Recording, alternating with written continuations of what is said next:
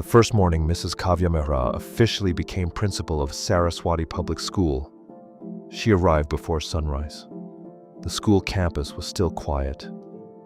A few teachers walked through the courtyard carrying steel lunchboxes and papers pressed against their chests. The temple bell from a nearby street echoed softly through the cool Delhi morning air.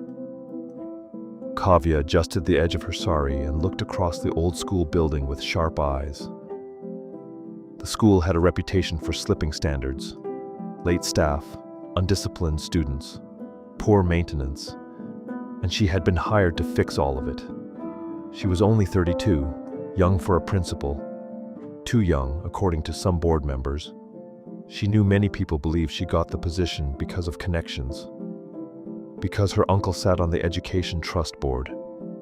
So she had promised herself something the night before: no softness, no excuses, no weakness. Discipline would begin on day one. As she walked toward the main administrative corridor, she noticed the security room near the old front gate. The light inside was still on. She frowned. Then she saw him. An older man in a faded brown security uniform sat slumped in his chair, asleep. His head rested against the wall. One sandal had fallen halfway off his foot. An untouched cup of chai sat cold beside him. Kavya stopped walking immediately. Her jaw tightened. Children would arrive in less than an hour, and the school guard was sleeping. Two junior teachers behind her exchanged nervous glances. The man slowly opened his eyes as footsteps approached. He looked disoriented for a second, as though sleep had dragged him under too deeply. Then he quickly stood. "I'm sorry, madam." But Kavya cut him off instantly. "So this is the condition of the school?" Her voice echoed sharply through the corridor. "Sleeping during duty hours? On my first morning?" The old guard lowered his eyes. His name tag read, Ramesh Yadav. Kavya folded her arms. "How long has this been happening?" Nobody answered. Ramesh tried speaking carefully. "Madame, last night there was... I don't want excuses." The silence became painful. A few staff members had quietly gathered nearby. Ramesh looked exhausted. Not lazy, not drunk. Just deeply tired. But Kavya only saw negligence. "You are responsible for the safety of hundreds of children," she said coldly. "And you sleep?" "Madame," he said softly, "please let me explain about the electrical room. You may collect your final payment from the office." The words landed heavily. One teacher inhaled sharply. Ramesh stood still for a moment. Not angry, not defensive, just tired. Then he nodded once. Before leaving, he looked toward the maintenance supervisor standing near the stairs and quietly said, "Don't switch on the old basement panel." The supervisor frowned. "What?" But Ramesh was already walking away. Kavya dismissed the warning completely. To her, it sounded like bitterness from a fired employee. Nothing more. By 10 a.m., the school seemed normal. Morning prayers ended. Children filled classrooms. Teachers settled into routine. Kavya spent the next few hours inspecting records and classrooms. She felt satisfied. People were already behaving more carefully around her. Fear, she believed, created order. Then shortly after lunch, the lights flickered. Once, twice. Then half the school lost power. Students began shouting from classrooms. Teachers stepped into hallways in confusion. The computer lab shut down entirely. Fans stopped spinning in several wings. And somewhere downstairs, something exploded. A loud crack echoed through the building. Then came the smell of burning wires. Panic spread instantly. One teacher ran toward the office. "Madame, smoke is coming from the basement." Kavya rushed downstairs with several staff members behind her. The electrical maintenance room was filled with smoke. Inside, the old circuit panel sparked violently. The maintenance supervisor looked terrified. "I only restarted the basement panel because power wasn't stabilizing." Kavya froze. Ramesh's warning hit her mind immediately. "Don't switch on the old basement panel." Suddenly, the situation became worse. Emergency corridor locks malfunctioned. The automatic classroom shutters jammed halfway. Children began crying upstairs. Teachers struggled to calm them. "This building uses old backup wiring," the supervisor stammered. Only Ramesh fully understood it. Kavya stared at him. "What do you mean?" He worked maintenance here before becoming security guard. For years, he handled all emergency electrical systems himself. "Why wasn't this documented?" The supervisor gave a helpless look. He always fixed things quietly. Smoke thickened. Then came another frightening realization. The kindergarten wing emergency cooling system had failed. Inside those classrooms were 40 small children, and Delhi's summer heat was brutal. Panic spread quickly. Kavya tried calling emergency electricians. None understood the ancient wiring system fast enough. The school board began calling non-stop. Parents flooded the office phones. Children cried in dark classrooms. And slowly, horrifyingly, Kavya realized the old guard she humiliated that morning may have been the only person keeping the entire building functioning safely. She found his employee file herself. Sparse, almost empty. Widower, 3 children, night shift worker, emergency contact, daughter. Pooja Yadav. Kavya called his number 3 times. No answer. Finally, she took her car and drove herself to the address listed in the records. The apartment building stood in a narrow lane behind an old market street. Laundry hung from balconies overhead. Pressure cookers whistled somewhere nearby. Children played cricket in the alley. Kavya suddenly felt very far away from her polished office. She climbed the stairs slowly, then knocked. A small girl opened the door, maybe 10 years old, large, thoughtful eyes, 2 neat braids, an oversized school sweater. "Yes?" Kavya softened immediately. "Is your father home?" The girl nodded and opened the door wider. Inside, the apartment was painfully simple. A small dining table, folded school uniforms drying near the window, steel containers stacked neatly in the kitchen.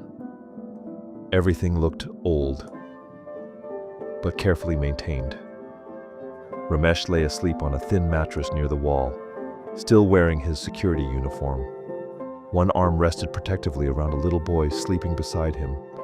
A tiny girl curled against his shoulder. The ceiling fan turned slowly overhead. Kavya stood frozen. The apartment was silent except for the soft breathing of exhausted children. The older girl lowered her voice. "Papa came home after 2 nights at school." Kavya looked at her carefully. 2 nights? He stayed because he said the basement wiring was dangerous before summer inspections. The words struck like stones. "He didn't sleep?" The girl shook her head. "He only drank chai." Kavya felt something heavy forming in her chest. Not guilt alone, something worse. Shame. Because suddenly the image from that morning looked completely different. Not a lazy guard sleeping during work, but a man whose body had simply shut down after carrying too much alone. Her eyes moved slowly across the room. 3 school bags, medicine strips, a sewing machine near the corner, evidence of survival, evidence of quiet struggle, no complaints, no performance, no self-pity, just responsibility. The little boy stirred in his sleep and instinctively reached for Ramesh's hand. Even asleep. The father's fingers tightened protectively around his son. Kavya almost looked away. The older daughter spoke gently. "Papa says children should never feel scared in school." Those words broke something inside her. It took several attempts to wake him. Ramesh opened his eyes slowly. Confusion crossed his face when he saw Kavya standing there. Then exhaustion returned immediately. He sat up carefully so he wouldn't wake the younger children. For a moment, neither spoke. Then Kavya quietly said, "I made a mistake." Ramesh remained silent. "The school systems are failing," she continued. The basement panel triggered a larger electrical collapse. His eyes closed briefly. Not surprise, just disappointment. "I warned them not to restart it." "I know." He rubbed his face slowly. Kavya looked at him differently now, not as an employee, but as a father, caring far more than anyone realized. "The kindergarten wing is overheating," she whispered. "Children are trapped upstairs." That changed everything. Ramesh immediately stood, not because of the school board, not because of the job, because children were involved. He turned first toward his daughter. "Did everyone eat?" "Yes, Papa." "Homework finished?" "Yes." "Lock the door after Mrs. Sharma comes." The girl nodded calmly. This routine was familiar to them. Their father always carried emergencies. Ramesh grabbed his worn tool bag near the door.